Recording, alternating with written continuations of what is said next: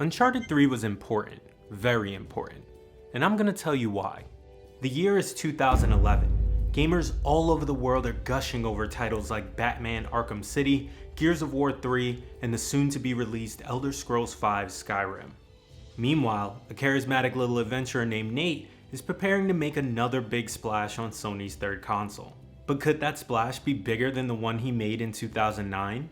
November 1st, 2021 marked the 10th anniversary of Uncharted 3 Drake's Deception, and in the decade since its release, a lot has changed. Naughty Dog released The Last of Us, Uncharted 4, Uncharted Lost Legacy, and The Last of Us Part 2, all of which altered how we perceive the developer in their own unique ways. Still, Uncharted 2 and 4 are widely held up as the best in the series, and for good reasons. However, I'm here to tell you, even though Uncharted 3 isn't the best, it's the most important for Nate's development. In this video, we're taking a look back at how Uncharted 3 lived up to its predecessor, what it did for the franchise, and how it holds up in a post-Uncharted 4 world. For more videos like this, make sure to hit the like button and subscribe to GameSpot. The 2009 Spike Video Game Award for Game of the Year goes to Uncharted 2 Among Thieves. Uncharted 2 Among Thieves was huge. As the title suggests, it's the second mainline game in the Uncharted series and received boatloads of critical acclaim following its release in October of 2009, nearly 2 years after Uncharted Drake's Fortune hit shelves.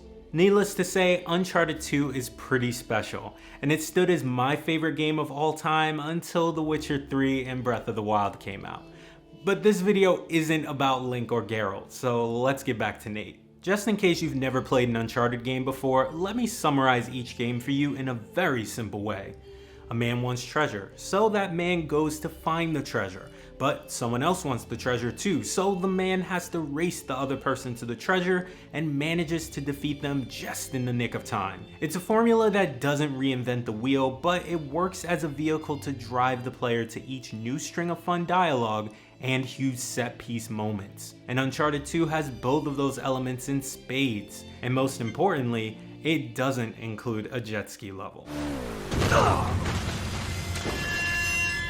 The success was without a doubt a great thing for Naughty Dog, but it also meant that Uncharted 3 had really big shoes to fill.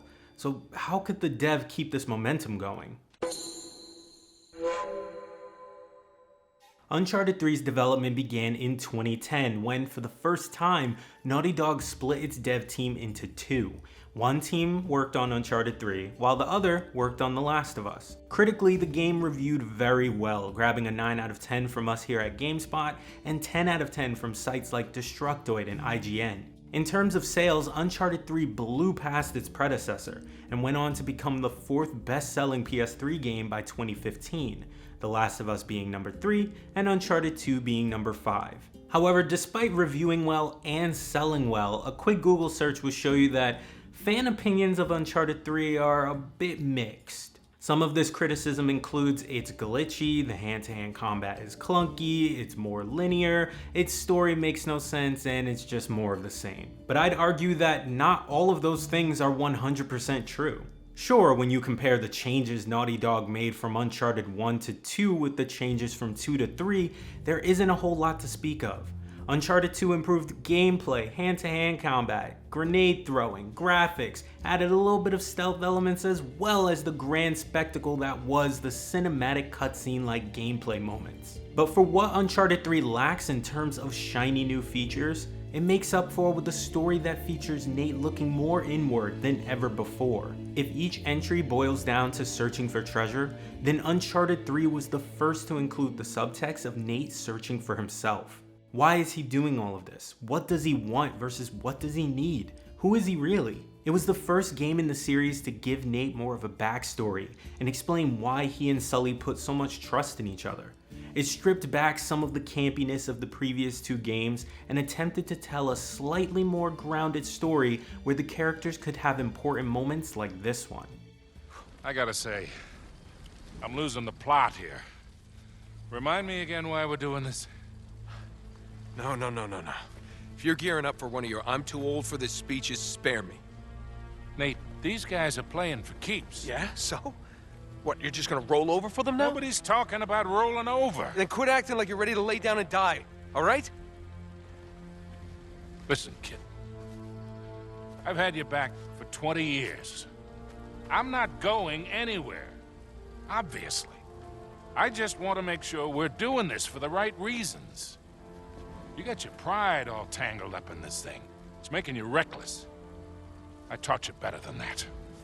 The game's antagonist, Catherine Marlowe, isn't as threatening as some of the others, but she's a bit more calculated and manipulative in the way she plays with Nate's head. In a way, she's like the physical embodiment of Nate's consciousness/mind. Hell, she even acts as his inner voice later in the game after he loses everything and wanders aimlessly through the desert. Though my favorite line of hers comes from her one-on-one talk with Nate, where after poking the scars of his past, she plants a seed of distrust. But ask yourself, when he scooped you off the streets of Colombia 20 years ago, did he save you from that life? Or did he just doom you to this one? And then there's Elena, possibly the most important factor in Nate's inner struggle. The story of Uncharted 3 picks up hot off the heels of Nate and Elena's separation. The two were married sometime between the events of UC 2 and 3, but things fell apart due to Nate's lack of commitment and lust for adventure. This conflict makes a return in Uncharted 4, but it was here that we first got to see the two clash in a different way than in previous entries. In Uncharted 3, she's no longer just Elena begging him to hang it up and walk away. She's his estranged wife asking him to decide what's more important to him. What is wrong with you two? Elena, come on, we're just joking around. Listen, you've won, okay? You've outsmarted her. You know where to find the city, and Marlowe doesn't. Why can't that be enough?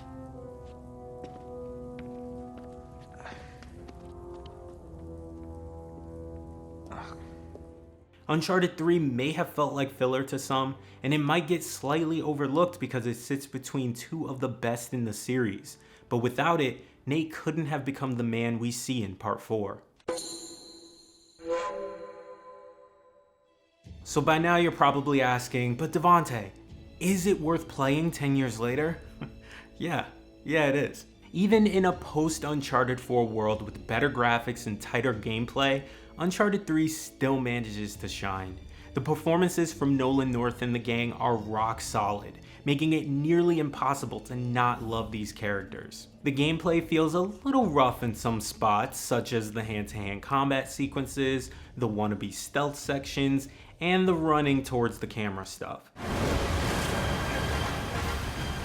But overall, the complete package is just as fun to play through as it ever was. And that's partly due to the game's great level design, which features series gems like the chateau and the shipyard. These areas, as well as the final escape scene and the now classic plane moment, left me awestruck and eager for more. But it's not just the big moments that made me feel like that. It's also the calm moments, like getting to play as young Nate for the first time. A moment that wasn't really shown off in all of the marketing. And speaking of marketing, don't even get me started on Uncharted 3's weird partnership with Subway that convinced me to go there way too many times. Subway, where winners eat.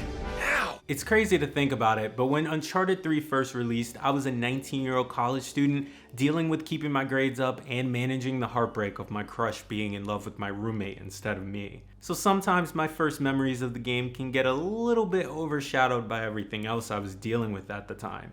However, when I put all of that aside, I'm struck with a sense of pride and nostalgia. Pride because of how hard I worked to pay for my PS3 so I wouldn't have to borrow a friend's console like I'd done with Uncharted 2. And nostalgia because the Uncharted games meant so much to me back then, and still do to a certain extent. I can't even listen to the main theme without getting a little teary-eyed and just covered in goosebumps. Uncharted 3 Drake's Deception had some big shoes to fill, but it managed to live up to those expectations by keeping Uncharted 2's award-winning formula and putting Nate through a transformative experience. It's hard to imagine Nate's journey without Uncharted 3, and even 10 years later, it's still a joy to play.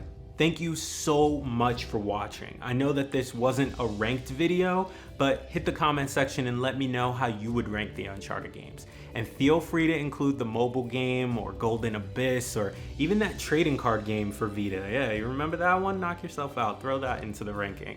And if you made it this far, hit the like button and subscribe so that you know if and when Uncharted 5 gets announced. Later.